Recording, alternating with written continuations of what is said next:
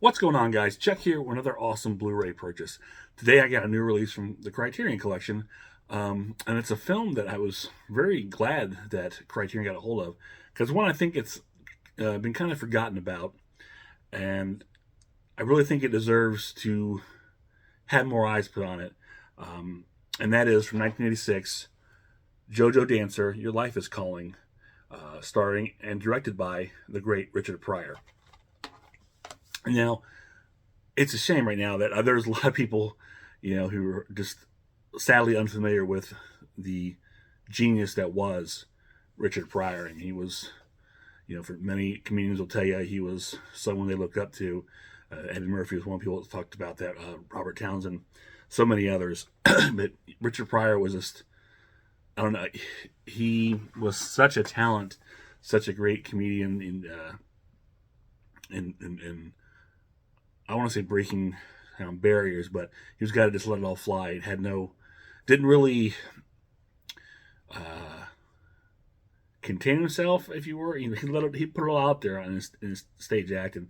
But he was a guy that had a lot of personal demons. And for those who aren't familiar, there was a point where those personal demons got caught up with him, and he had his free base incident, whatever it was. There's different recollections. There's this, the story. The police report said it was a free base accident that caused an explosion that burned most of his body. But he will tell you it was a case of Richard Pryor would say it's a case of where he poured alcohol on himself and lit himself on fire. But anyways, the point was, he'll also tell you he was in a state that he was dipping cookies and milk when he blew up. But it was a turning point kind of for him when he was, because he had a lot of personal demons, and they caught up with him, like I said. And it was kind of a turning point for Richard Pryor in his mindset. He kind of did some reflecting and came back from that incident. And I think it's because of that he decided, or one of the reasons why he did JoJo Dancer, Your Life is Calling. Now, this is the only film he's ever directed, and I think he co-wrote it, he produced it, and of course he stars on it. And it's more or less, I'm not going to say it's not a full autobiography, obviously. It's it's loose. I don't say loosely either, but it's very much based on Richard Pryor's life, and it's for those who do know Richard Pryor, are used to seeing him in zany comedies, and are only familiar with the Stir Crazy, the Bustin' Loose, Superman 3, Richard Pryor, The Toy. This is definitely a different Richard Pryor. This is a more dramatic and more serious Richard Pryor. Not that there isn't comedy here, there is, but it's very dark in points. But you've got a Richard Pryor here is doing tell this movie, you could tell, is a catharsis for him, and this is kind of him getting it all out there and finally dealing with his, like I said, his demons. The film starts out basically with JoJo Dancer, who's a very popular comedian, and he's having he's going through a bit of a I want to say he's having an incident right now. He is just being a hit. And he's at the lowest. And he's calling people, but he's trying. He's saying he's quitting, but he's obviously he just needs another head of cocaine or whatever he's trying to do. He just tears up his house, and eventually he finds a couple. When he's at a low point, digging in the carpet, finding little rock pieces of crack, and to make him gets his shattered crack pipe, and then next thing you cut to him in the hospital, and he's all burned up, and he's on the brink of death, and that's when the character called Alter Ego comes out of him. Basically, it's Richard Pryor as the spirit version of JoJo Dancer. And he's like, JoJo, what have you done? What are you doing to us? And it's the I think the trope of your conscience coming back to take you and walk you through your life. So in essence, it's JoJo. His life is flashing before his eyes, more or less, and he's on a guided tour with his conscience or alter ego, and he takes him back, showing where JoJo grew up in a brothel or whorehouse, as he call it, Richard Pryor would call it, run by his grandmother, where his mother worked, which is a factual thing that Richard Pryor really did. He did grow up in, again, his words, a whorehouse that his grandmother was the madam for, and his mom worked there. So that's dealing with that as a young kid and what he has to put up. Again, realizing this is the norm for him, and then coming up and having trouble with his father, trying to be a struggling comedian in the treacherous nightclubs of the seedy world of that kind of thing, and just basically working his way up to being a big celebrity star, and all the trials and tribulations go with that, dealing with his failed marriages, and eventually getting involved in addiction and all these different things. And you really, through this, again, with his guided tour from his alter ego, you're really seeing a Richard Pryor with everything peeled back and raw almost, and it's interesting and it's sad at the same time, as you realize, like I said, you're feeling for JoJo, which but we're talking about Richard also, and he's not really pulling any punches either. I mean, it's an interesting watch. It really is. I mean, that's really the gist of it. I don't get too much. I mean, it's just kind of following his life and what brought him to this point. And as his alter ego says, I can't change it, JoJo. I can only show you, what happened, and so you can kind of figure out, why we're here, what got us here, and as JoJo's on the brink of death, he's basically telling him, I can't help you unless you ask me, unless you want me to. You've got to, they're telling you you're going to die, man. What are we going to do here? And it's very interesting. But like I said, this was, Richard Pryor is even saying what he said is like, he's made it. He's pretty sure not everyone's going to like it, but, it was one of the scariest things he ever did. One for directing. He never directed before. But I think also, and it's going to be hard. I mean, you're putting yourself out there. Everyone knows what you've been through. It was public knowledge of the accident he had, and he's, if whatever comedians will tell you, he never wanted to shy away from what he went through. And so again, it's to put it out there and to, and think about what he's been through, what he's come out of at this point. I think by the time this film came out, it was 86. I think I'm not sure when his accident was, but it was probably like 4 or 5 years after the fact. So you're having to go back and kind of relive certain aspects of that, which weren't pleasant. And again, a lot of it's, I'm sure, is a little elaborated on, or not really elaborated on, but fictionalized and to some aspect. But a lot of it is based on true events. And again, you're talking about a almost 2-hour movie, so you can only condense so much. But a lot of it is Richard again. And it's got to be, as I said, hard for him to put this out there.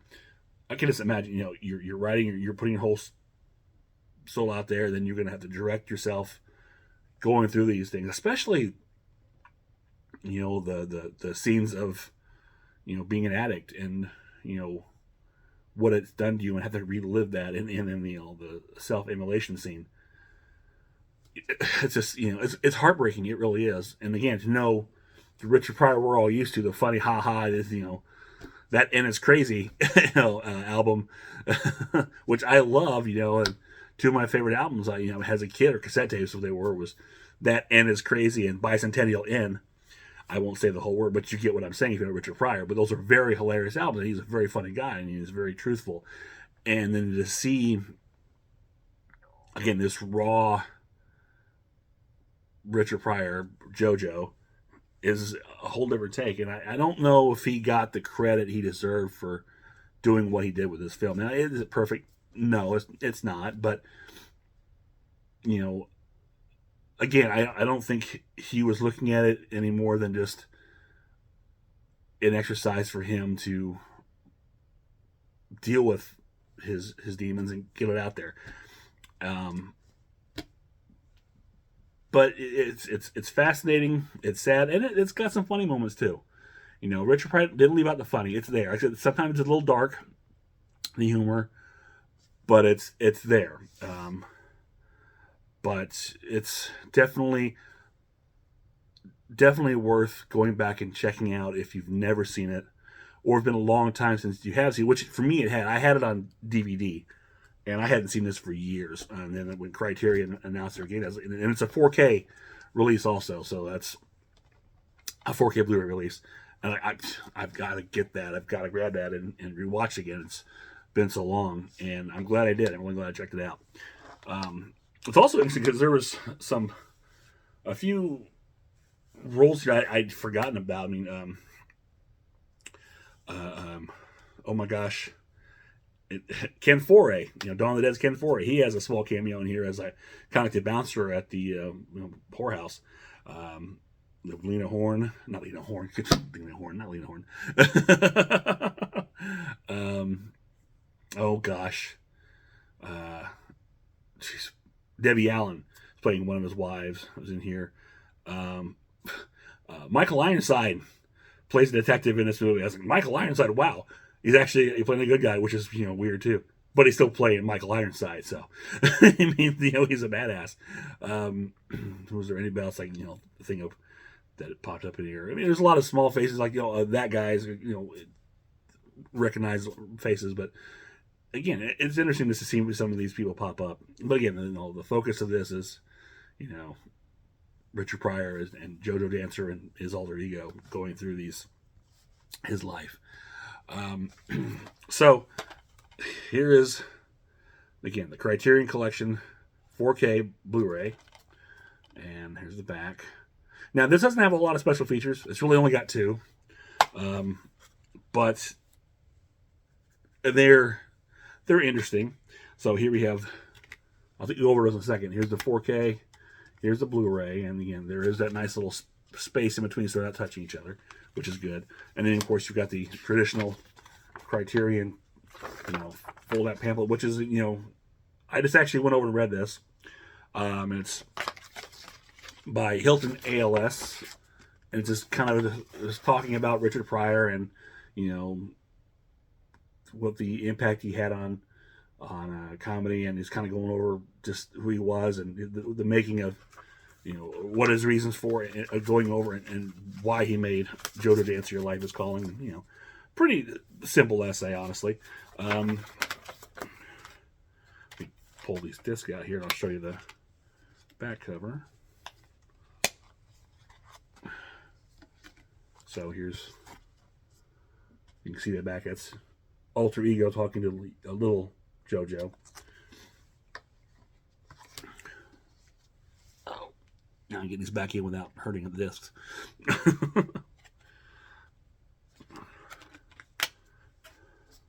And again, as far as the 4K goes, because that's obviously what I watched it is the 4K. The movie itself is very, I don't want to say dark, but the color palette isn't something that's really stand out bright. It's fairly like a neutral palette, I guess. It's so nothing's really stand out color wise on it. Sharpness, I mean, some of the close-up shots, you're really feeling that the image is clear and crisp. I don't know if it how much it benefits from. I'm sure it's been a while since I've seen the DVD. I'm sure it's a huge upgrade from the DVD, and I don't know if the Blu-ray scan. I haven't looked at the Blu-ray, just the 4K. It could have been just enough. I mean, is it one of these films that really requires a 4K? Probably not, but it's nice to give a treatment to it because, again, this is a film I feel is highly overlooked and should get some kind of special recognition. It's got 2.0 surround, which is very nice. It's not overly used for much, but it does have some good directional effects. So it looks and sounds really good. Now the special features on here are, like I said, only 2. Well, 3, so they have a trailer also. I believe they have the trailer. But mainly is an interview with comedian, writer, director Robert Townsend, who's I actually did a video sometime back for his movie. It came from Criterion Collection, Hollywood Shuffle, which I really love. But he's talking about, Richard. He knew Richard. He was a hero of his, and he kind of tells a lot of personal stories about Richard, and also talks about doing some analysis on JoJo Dancer, which is very interesting and touching to listen to, because you can really hear how much love and admiration he really had for Richard Pryor, which is good to see. It feels genuine and authentic, which is really nice. The other extra on here is kind of interesting and weird, and it's a episode of the Dick Cavett Show, the host of Richard Pryor. Now, a lot of the clips from this have been all over YouTube, which is interesting, but this is the full episode, and the episode in general. I mean, how the show was. This was a show always was. It was kind of a weird show. I mean, I've always been familiar with Dick Cavett. I knew he was a famous talk show host and apparent comedian. But he's a very dry humor kind of comedian. And he's doing this. The show is at this like ballroom, theater, which is weird to have a talk show. It's not like on a studio. It's in a theater. It's strange. But it's just him and Richard Pryor for like the 40-some minutes, sans commercials. And it's a really, Dick Cavett's interview style is really awkward. It's like he really tries to forces the funny. He's not like charisma is not Dick Cavett's strong suit. Okay, he does not have Johnny Carson charisma. Obviously, he's just kind of, I say, he's very dry, and awkward. That's kind of his shtick, I guess. Like I said, I've never seen a full Dick Cavett episode, and this is probably why. But the play or the conversation or whatever, with Richard Pryor is just interesting. Sometimes they kind of get something, then it gets kind of awkward and weird. And I think Dick really tries to be funny. He feels like he's a little intimidated. I feel he's a little intimidated by Richard Pryor at times. But it's also interesting because Richard, you really see in this interview, which is probably the best part about it, is that you really see kind of a quiet, reserved Richard Pryor. This is about he's in, at this point is 1985 when this interview is, and he's in the process of filming, or he just finished filming JoJo Dancer, Your Life is Calling. That's like a year before it comes out. So they talk a little bit about that. So this is the, after the accident, they kind of cleaned up, Richard Pryor. He talks about it. He's like a different Richard Pryor, but you can look at it and you can see that he's very quiet. And you can tell Richard is almost like a very shy kind of person, which is, weird for if you ever seen, his personality to stand up, but he comes across as almost very shy but they're very intelligent, and what he says has a lot of meaning. But it's very interesting to see that. But again, it's kind of thrown when you have the awkward weirdness of Dick Cavett, and it makes for it's an interesting yet strange interview, but worth checking out. And that's all that's on here. But again, the focus is the movie, and it looks and sounds great, and it's really great to have this get some good attention that it deserves. And I really hope that more eyes are drawn to JoJo Dancer, Your Life is Calling, and to Richard Pryor. I mean, because again, it's been over 20 years, I think, probably more. I can't remember when he passed away, but I remember it being a very sad loss, and it's still a very sad loss to this day. Because like I said, he was a guy with a lot of talent. He was, not only a comedian, an actor, he was a writer. He wrote a lot of screenplays. He co-wrote part of Blazing Saddles with Mel Brooks. He was going to star in Blazing Saddles, but it didn't work out. And they got Clavon Little, which is great because he's great in that movie too. But you can imagine what that'd been like with Richard Pryor. I remember a TV show when I was a kid on Saturday mornings was Pryor's Place, which was like, the opposite of the Cosby Show, where it wasn't all fun and game, and silliness. He actually was dealing with some serious stuff, and it only lasted, I think, one season, which is a shame. But I do remember Pryor's Place. But he was a cultural, touchstone at the time, and one of those daring comedians of that 70s and 80s that really broke out and paved the way. It's a good point Dick Cat was talking about Eddie Murphy. Eddie Murphy saying that he was that Pryor's a hero of his, which Eddie Murphy, said plenty of times. And he talked about, what Richard Pryor had to go through to come up. And, he's asking, do you think it's, the young comedians nowadays still have that problem and they have to go through all these troubles? And Pryor, talk about Eddie Murphy, and he's like, I don't know, Eddie Murphy personally, I don't know what he's went through, but I'll tell you, I went through all that so he wouldn't have to. And that's basically, he's right. He kind of knocked down those doors, and for comedians after him wouldn't have those problems, or, again, he's a legend. He paved the way. So again, if you're only familiar with, wacky, funny Richard Pryor, then definitely check him out here. I'm not saying it's the only dramatic role, because he's done drama in some of the films. A lot of films he's had some bits here and there, but not people really recognize. But this definitely, and you'll see Richard Pryor with the facade pulled back, and you'll see. Like I said, you'll see all the layers of onion, and that is Richard Pryor and JoJo Dancer, Your Life is Calling. So check that out. I highly recommend it. That is it for this one. If you enjoyed this, click thumbs up, share, subscribe, leave me a comment below. Let me know if you've ever seen JoJo Dancer, Your Life is Calling. Like I said, I remember when it came out, and then just kind of fizzled away, and no one really talks about it. And it's a shame, because it really needs to be seen. More eyes need to be put on it, for sure. Or just say hi.